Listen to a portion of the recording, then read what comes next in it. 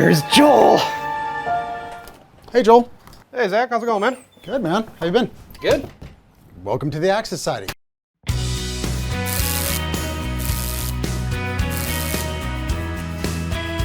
Howdy there, Victoria. This is Joel Novosad from Explore Victoria, Texas, coming to you today with a brand new episode of Explore Your Victoria.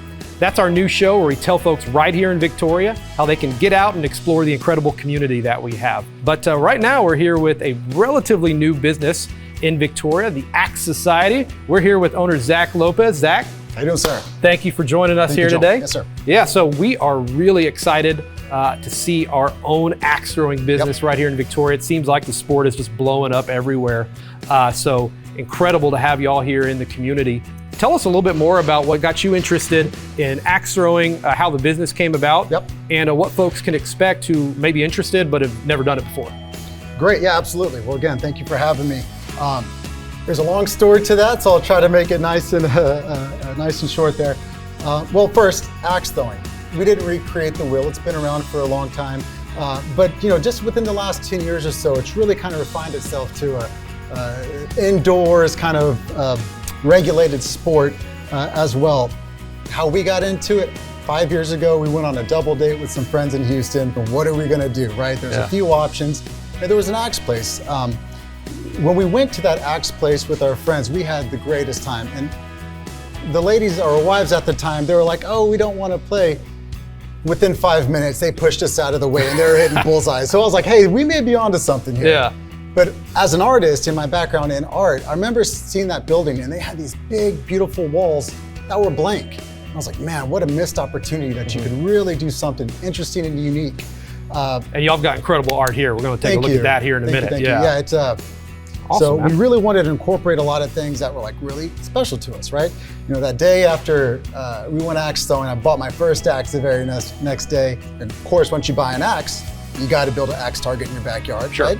So we put up this big 10 by 10 axe throwing target in our backyard, which I kind of also doubled to like make murals on, right? So it gave me an opportunity to paint. We started throwing axes with the family, and like every day it just seemed like we were throwing for 10 minutes, next day 30 minutes, next day an hour. And more importantly, we were all together. All of our devices were down, we were having conversations, we were outside, right? And from that, all of a sudden, neighbors coming over. And then we had this big kind of... So big gathering kind of thing, community thing, and we really wanted to, we talk about like giving back. We're in the places of our life now that, we hear that a lot. Wow, I can't believe something like this came to Victoria. It's like... It's awesome. Yeah, so we really wanted to do something unique and give a full family experience, right? When you want to go out, usually in the evening, it's usually adult oriented.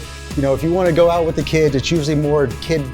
There's a little bit of both, man. This, you can do everything. And that's because, there might be perception that, this is an adults only activity. Now, this is a family friendly activity. Y'all's minimum age is what? 10 years old, actually. Yeah, so. And so many times the groups that we have are grandparents, their children, their grandchildren. We have 3 generations of families.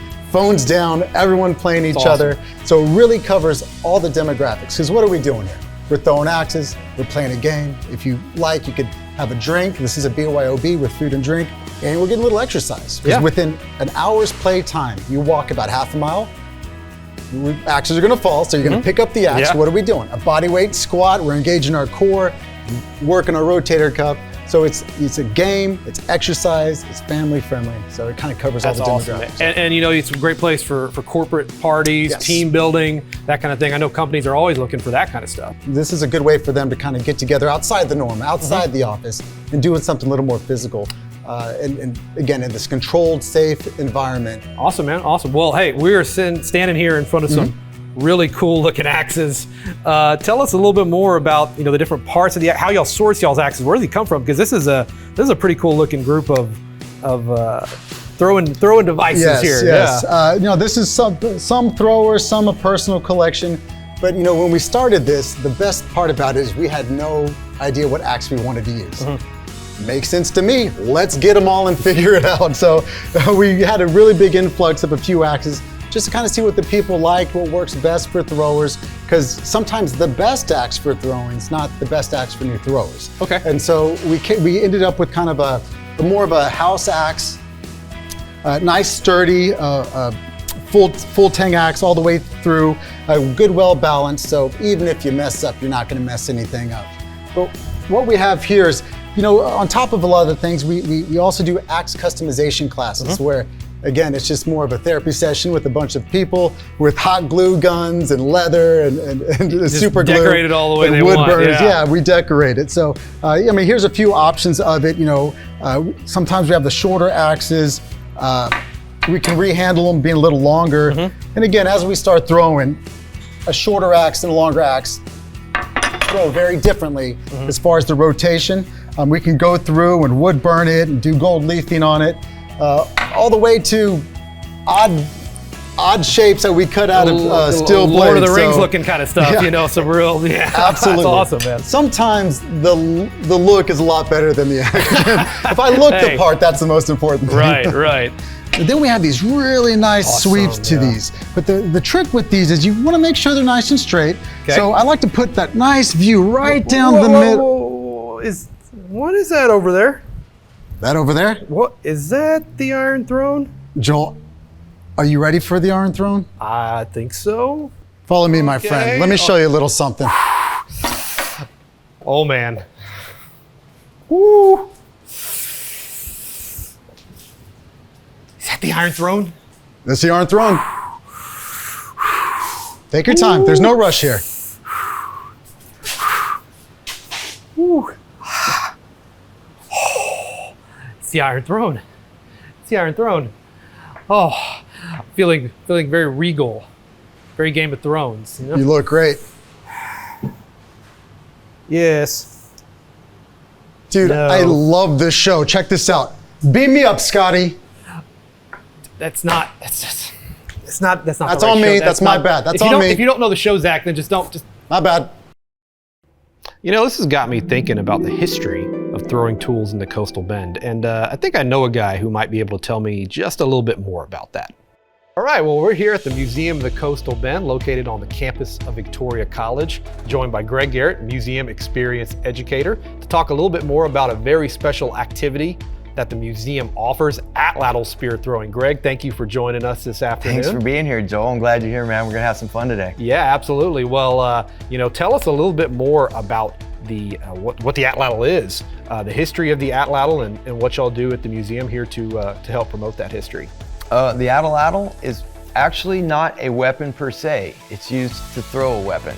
It's an improvement on the lever that is your arm. All that they did, and it's a simple case of physics, all that they did was extend the lever of the arm, which they found out provided more accuracy, more distance, and more velocity on your throw. Okay, awesome. Well, what kind of animals did they hunt with this thing? I mean, how old is this weapon? When was it used? Up to about 750 to 1,000 years ago, you began to see the bow and arrow replace the Atlatl. So not that long ago, if you think about human history. If man. you think, so this has been around a lot longer. When humanity arrived to the Coastal Bend region 13,000 years ago, they were using the Atlatl. That's what they chased these large animals over here with. And when I'm talking large animals, I'm talking mammoths, I'm talking short-faced bears, saber-toothed tigers, giant bison, glyptodons. Yeah. Giant armadillos. Exactly. Yeah. We call them megafauna, big animals. Yeah. So that's what they were trying to go after with these. And you began to see the evolution towards the bow and arrow as these large animals started dying out, 11,000 years ago or so. And you began to get more of your classic animals that we're used to seeing them hunt, elk, deer, that type of thing. Right. And the Atlatl was still in use. The Spaniards, when they arrived, they did see Native Americans using the Atlatl. Okay. The bow had pretty much supplanted that at that point, but it was still in use. And I'm sure it was probably still in use up to, first contact and the mid to late 1700s and early 1800s, but the bow and arrow pretty much supplanted it about 750 to 1,000 years ago. And so y'all offer Atlatl spear throwing for free here at the museum upon a request, right? Yes, we do. That's Admission awesome, is free to this museum. That's awesome. We ask for donations, but Admission's free, and that means Atlatl throwing's You free. just come in, ask, hey, I'd like to throw at some targets. That's all you got to do. Speaking of targets, y'all have woolly mammoth targets, right? We do have woolly mammoth targets. That sounds awesome, man. Well, that can really help people get that feel, see if they got their hunter-gatherer touch into that side. So, that's exciting, man. I'm really looking forward to it. How do you throw the Atlatl? I mean, what is it? Just really complicated? It's like anything else, it takes practice. Sure. We don't all have an Atlatl sitting at home that we can go and practice throwing a 6-foot spear with. It's not like a baseball mitt that's sitting around. Yeah. A set of golf clubs. But basically what it is, we've got one spear here. This is the Atlatl. If you notice, there's a little knob on the end. Sure. Then we've got a little Y that the shaft of the spear will sit in. That knob sits on the feathered end of the spear. The shaft of the spear sits down in the Y. You kind of keep your fingers here so you can stay mobile and it stays hooked into the Y. And then as soon as you're ready to throw, move everything down to the Atlatl shaft and fling away. Seems simple enough. Throw it at the target. I'm ready to go hit some targets, see what we got. What do you think? Let's see if you can earn that hunter-gatherer badge. All right, let's go check it out. Got to get my Atlatl fundamentals back down. Haven't thrown in a while. Blame it on the wind. Can't even get on my notch there. There we go.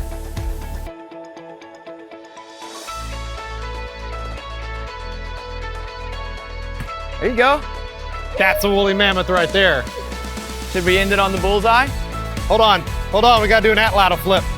Yeah.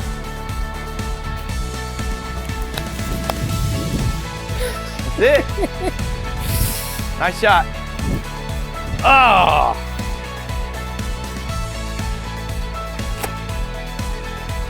Sorry. All right, man, Greg, well, thank you for having us. That was a lot of fun, dude. I had a blast. Absolutely, dude. Awesome. Nice shot, by the way. Thank you. Brought home the woolly mammoth. Yeah, I earned my hunter-gatherer status. So, yes, you did. You did. Awesome. Well, thank you again for having us over. Now that I understand the history of throwing tools in the coastal bend a little more, I think I'm ready to go throw some axes. So, Greg, thank you again, man. Anytime, friend. Anytime. All right, Zach, well, we're ready to do some axe throwing here. Yep. I'm really excited. So, can you mind giving me a little tutorial? 'Cause I'm a novice, I'm green. I'm not sure what to do, man. Yes. Picking out your axe is pretty important. You want the axe that kind of fits you. But also when we're throwing axes, sometimes it can be as easy as picking up an axe and throwing, but that's only because we've gone through the proper safety protocol and lessons that we teach every group that comes here. Even if you've been here before, we like to touch base just to make sure everyone stays on point, especially if you have someone in your party that hasn't been here before. Sure. Now, again, as we talked about, there's a lot of different makes and models, sizes and weights to these axes. All of them throw a little different. So really kind of honing in what fits you, your throw pattern, that kind of helps pick up the axe. Well, I like this guy right here. He looks pretty good. So you picked a good one. That's our house axe. So here's kind of a modified version of it. Sure. So generally what we like to do is kind of go over a few safety rules. you got these lines here. We do have lines just like in bowling, right? It helps kind of measure off. But the 3 rules we go through. First, the axe doesn't leave the platform. So whenever we're done, if you're in a big group or not, we're gonna hang it up. If the next person's waiting, we're not gonna hand it to them because I don't want anybody getting cut in the transfer. Sure. This way they can safely pick it up. Sure. Our second rule, if you're not throwing, stay behind the safety line. Yeah, right People there, tend to kind of gather to the front. It's fun to watch. Pictures are just as good back there. But if this place is open, if I need to step back for a reason, if someone's talking with an axe or a big backswing, no one's getting hit with an axe here. Sure. Now, the most important rule, because we'll be throwing together, is we throw together, we retrieve together. Because I don't want to throw this axe down range. I'm winding up and you're going to retrieving, exactly. It won't be fine. There's enough room, right? No. Not enough room. But thanks to gravity can kick it back for sure. So if I throw early, I wait till my partner throws, and then when both axes come to a complete stop, we go get the axes together. Great. Now there's a lot of ways to throw an axe. I tell people your way is the right way. I can't throw like you can't throw like me. Sure. But there are tricks to this. Being that there's a shorter axe, I like to hang on to the bottom with my pinky hanging off to give me a good, nice leverage point. Kind of come with your hand underneath. I am left-handed, so flip around if need be. There you go. So we have that 2-point connection, but 1-point release out of the hand. And just like a golf swing, you follow all the way through. Same thing with throwing. When you throw, follow all the way through, and your hand should be behind you when you're done. The axe will naturally rotate one time out of your hand to stick into the board. Now, you mentioned the lines on the ground. Sure. Now, just like in bowling, whenever we do our bowling, we kind of line up with the lines that kind of help where we need to start, where we need to stop. Same concept with throwing axes. Being that these are a little shorter, this first line is going to kind of be your sweet spot. Throw from it, step to it, throw at it, but that front line generally gives it the good one rotation that it needs to follow through. Okay. It does take force, not too much strength, but it's a kind of give or take, always kind of tweaking. Because in the beginning, you're going to have more power with bad technique. At the end of your hour, you're going to have good technique with a fatigued arm. So you always have to kind of tweak to get on the board in there. So I say let's throw a few axes, see if we can get on the board. Let's see what we got. Awesome. All right, Joel, just as we talked about, that first line is going to be your sweet spot. Okay. Whenever you throw, you're going to take a nice firm step. When your foot hits, you're going to follow through all the way and just use that dynamic force to send it downrange. All right. Let's give it a shot. See what we got. You are a born Viking axe thrower. Good Hey, job. it's stuck in the wall. No There you pressure go. on me. Let's see if we can replicate that as well. Same concept. I start at the third line. I step to that first with a nice follow through, and hopefully we can get on range. Woo. Nice and easy. Yeah. So let's go get them together. All right. Again, when Following we reach- safety protocols. Absolutely. Yeah. We grab the handle, we reach to the sky, comes right out, and then the axe clash for good sportsmanship for sure. Love it.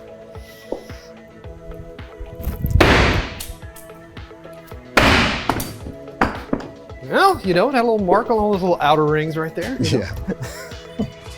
Zach, one of my favorite things about y'all's place here is this incredible artwork that y'all have on the wall. All these different characters from comics, pop culture, movies. You know, tell us a little bit more about it. You do this yourself, right? Absolutely. Thank you. A lot of work was definitely put into this. From the imagery, you can probably tell my age. I'm an 80s baby for sure. Yeah.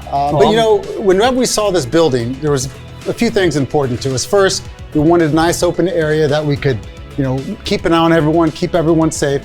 But also we wanted to create that experience that we talked about. You know, we had these big walls, and that was a big selling point for me, because I knew as we continued to grow, I wanted the art to grow.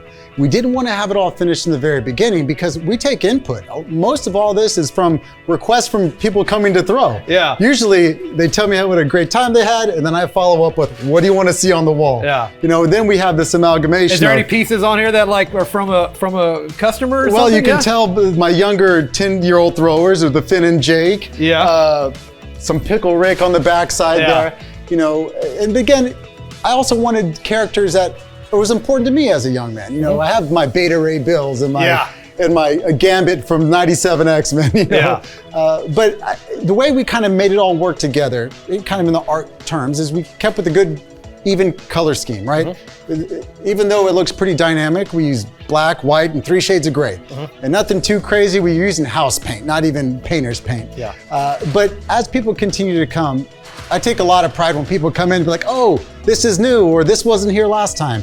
You know, and so as people come, we always want to have something done a little bit more so they can kind of look forward to not just keep adding throwing that axes, experience, but just adding to it for And sure. it's a great spot for people to take, you know, Instagram photos for their social media with their friends. You know, they can do, while they're waiting to throw, or maybe they're just kind of spectating, watching others throw, they can and have something to enjoy, take some photos, have some fun, point Absolutely. out some favorite characters.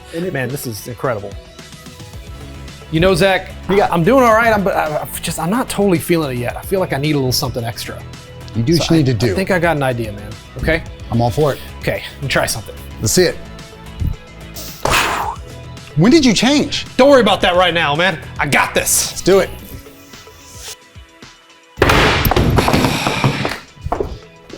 Man, this still ain't working, but I have one more idea. It's time to level up.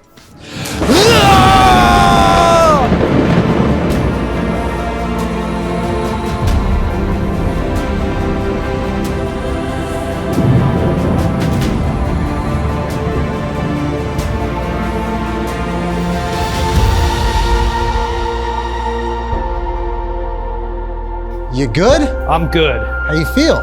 Powerful. Let's see it.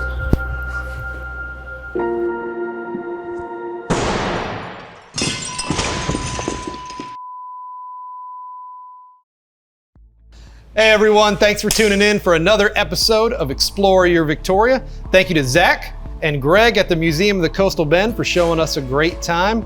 Be on the lookout for more episodes coming soon. This is Joel and Zach signing off and reminding you to explore your Victoria.